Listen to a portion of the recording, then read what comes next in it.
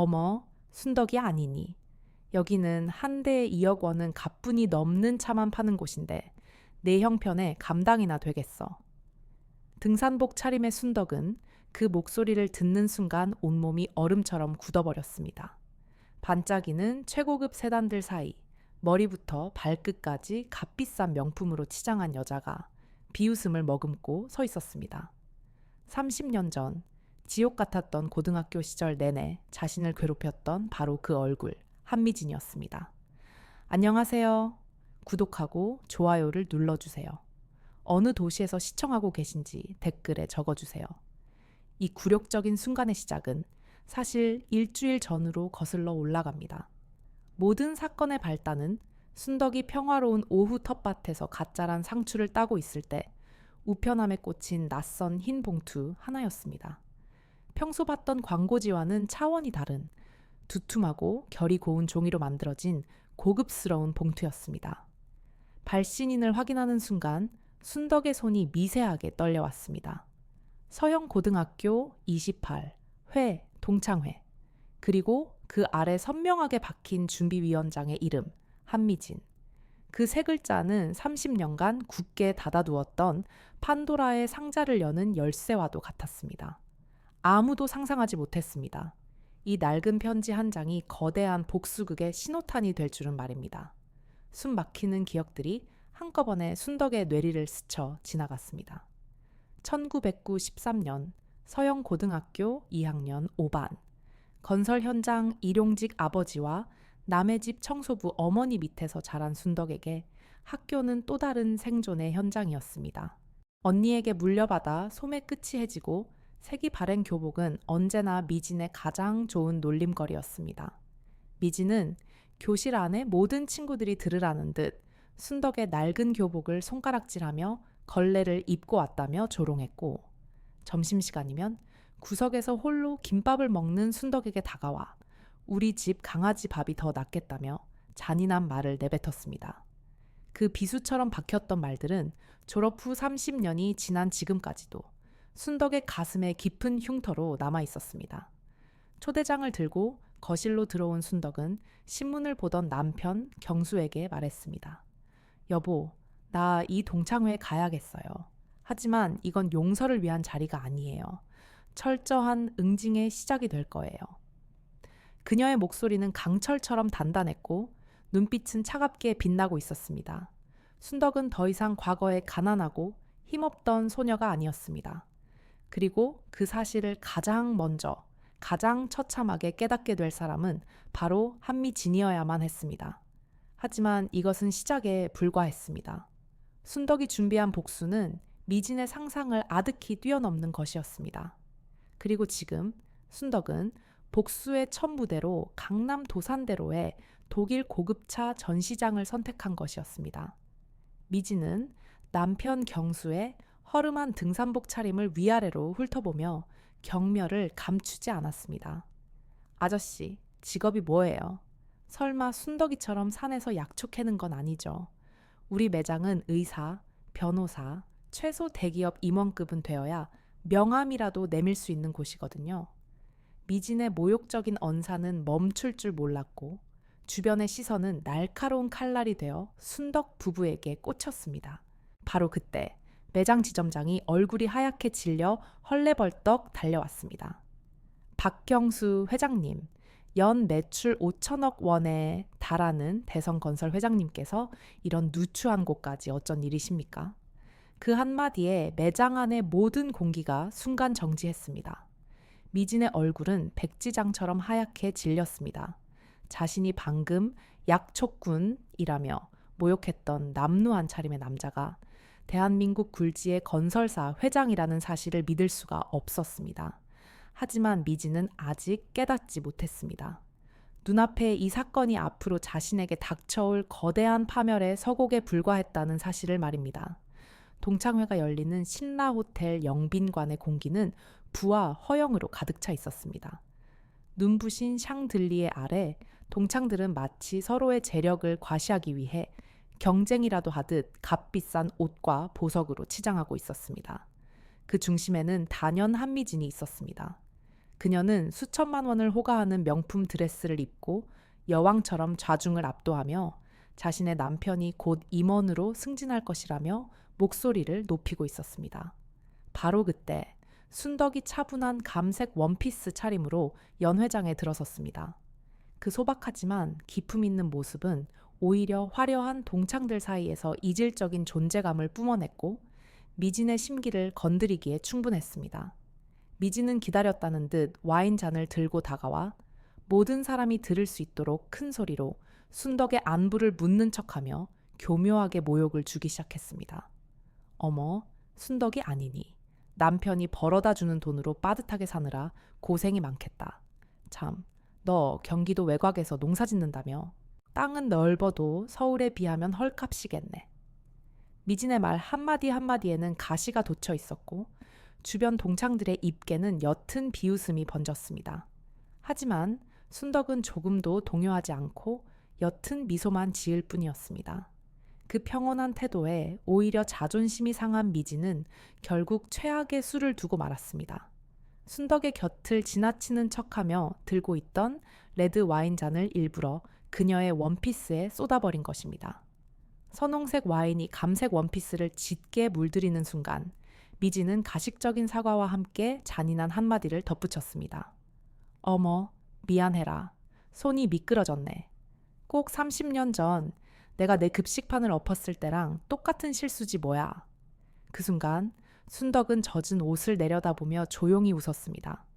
그리고는 미진의 눈을 똑바로 쳐다보며 나지막이 말했습니다.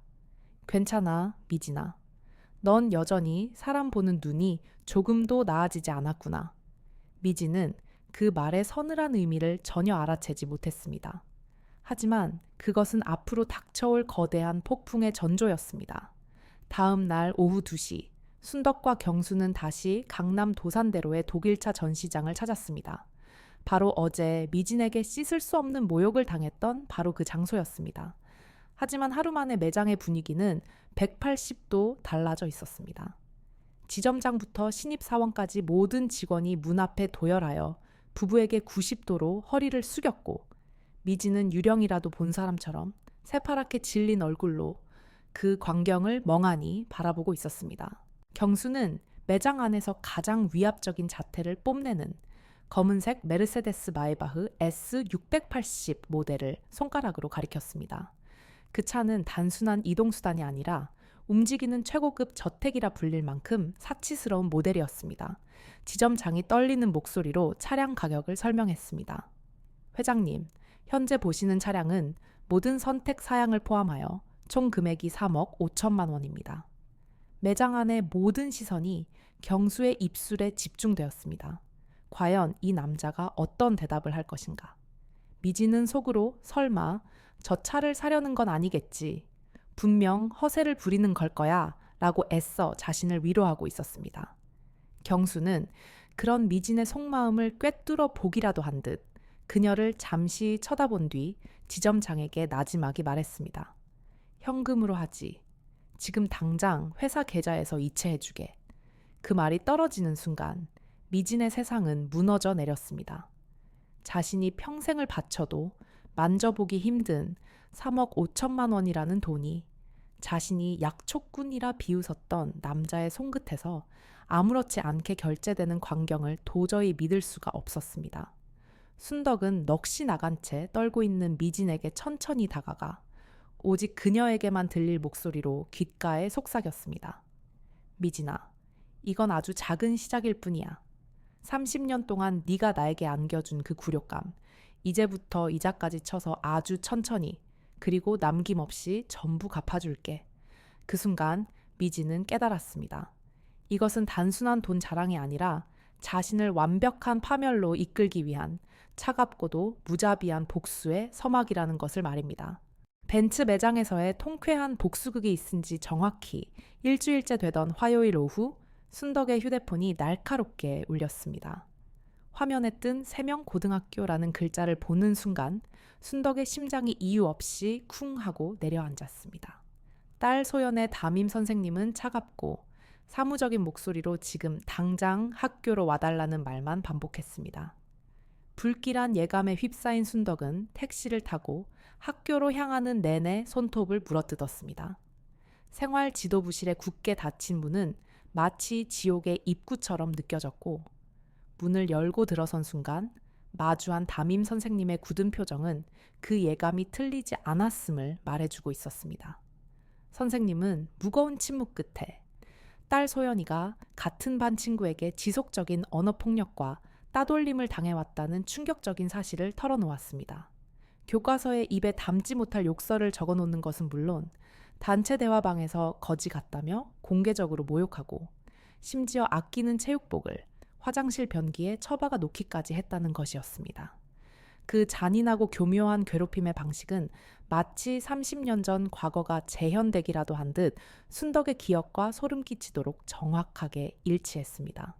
순덕의 머릿속이 하얗게 비어버린 바로 그때, 상담실 문이 거칠게 열리며 한껏 신경질적인 표정의 학부모가 들어섰습니다. 순덕은 자신의 눈을 의심했습니다. 그곳에는 값비싼 트렌치코트를 입은 한미진이 마치 이곳이 자기 안방이라도 되는 양거만한 태도로 서 있었습니다. 미진 역시 순덕을 발견하고는 경악을 금치 못했습니다. 아니, 네가 왜 여기에?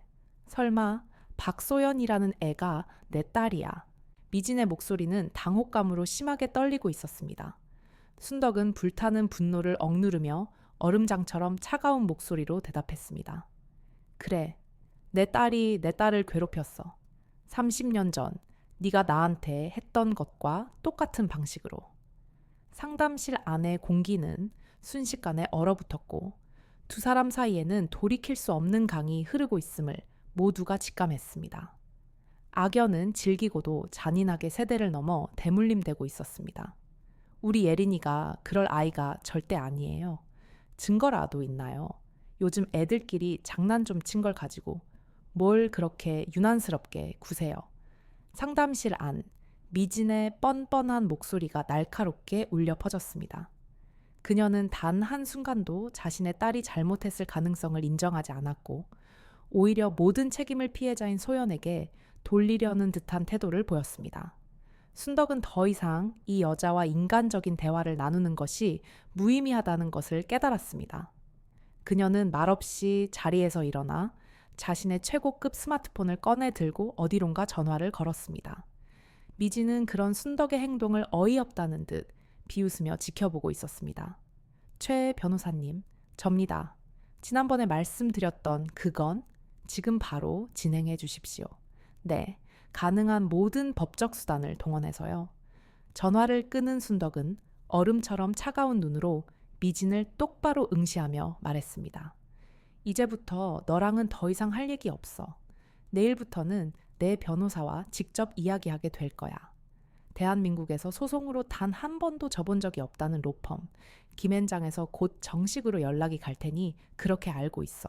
김앤장이라는 세 글자가 순덕의 입에서 나오는 순간 미진의 얼굴에서 모든 핏기가 가시며 새하얗게 질려버렸습니다.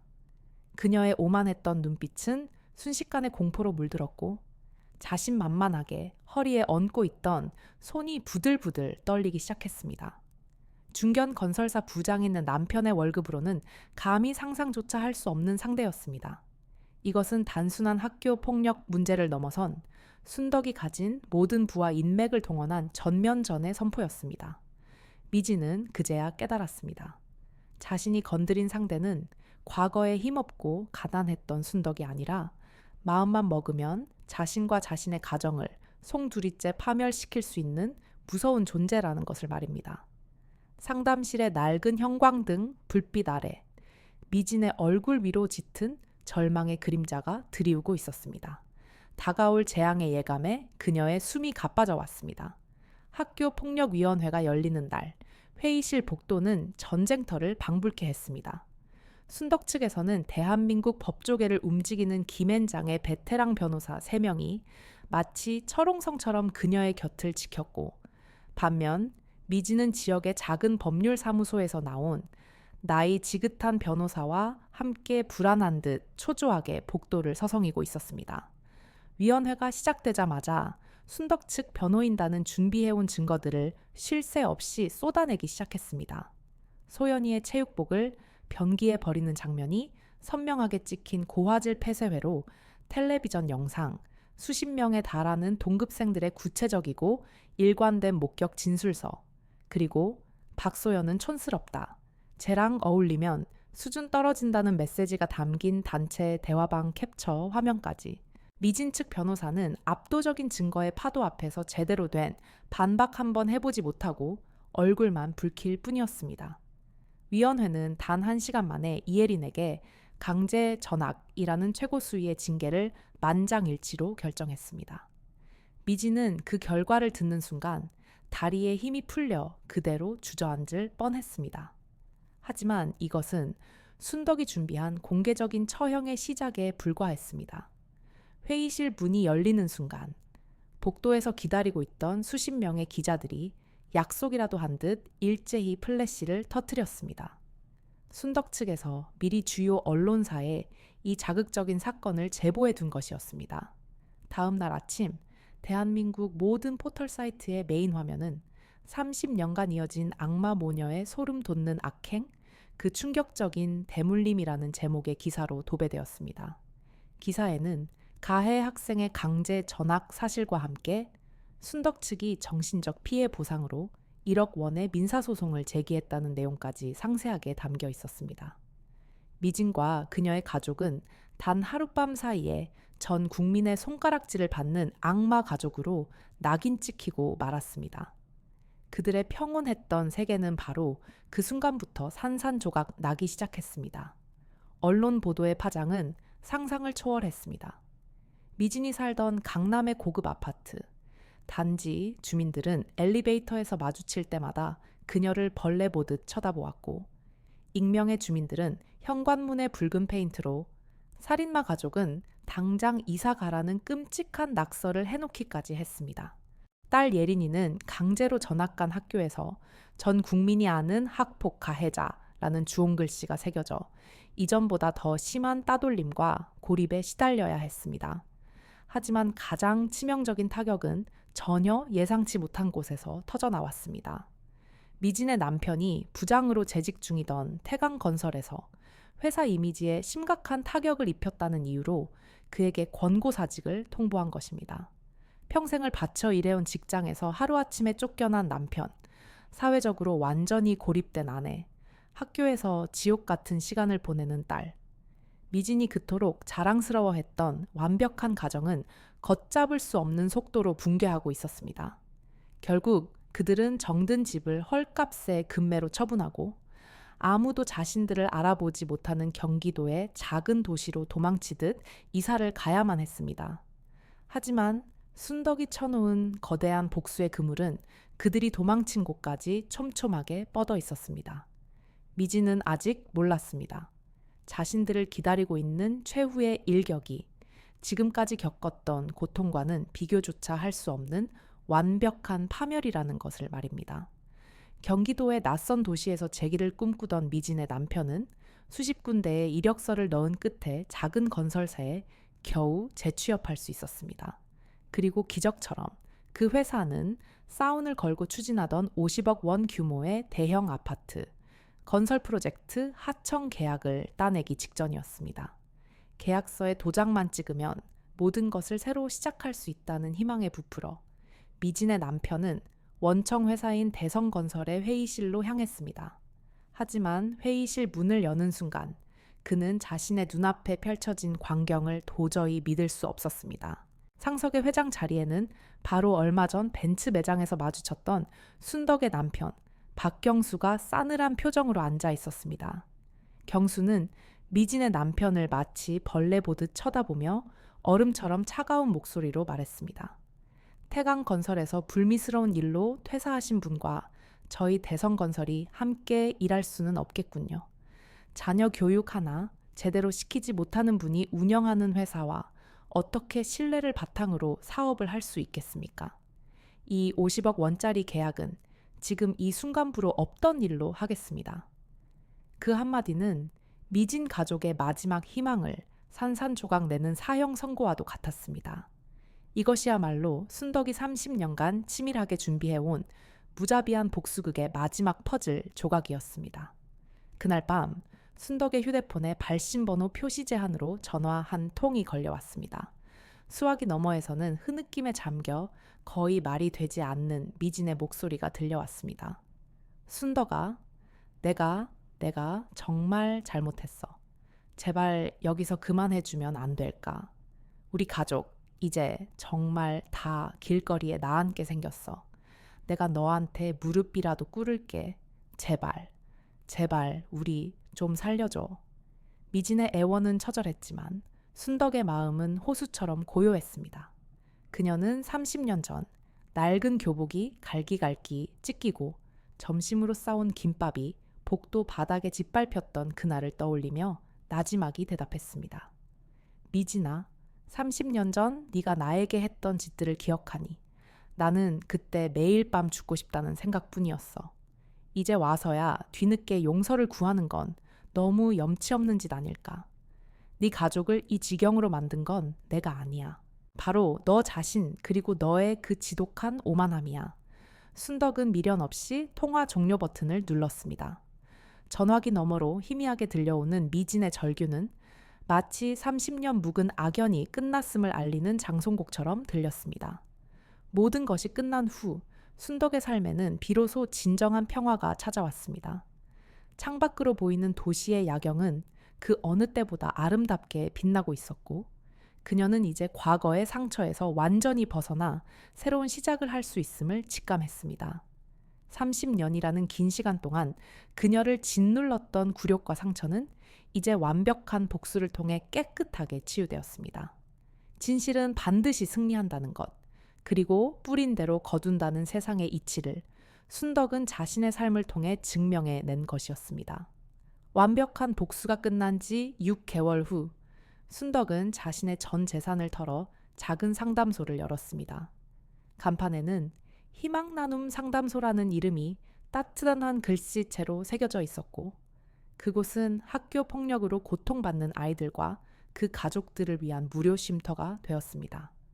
처음에는 과연 잘 해낼 수 있을까 걱정도 많았지만 곧 소문을 듣고 전국 각지에서 상처받은 영혼들이 그녀를 찾아오기 시작했습니다. 어느 날 오후 잔뜩 겁에 질린 중학교 2학년 남학생이 엄마 손을 잡고 상담소를 찾아왔습니다.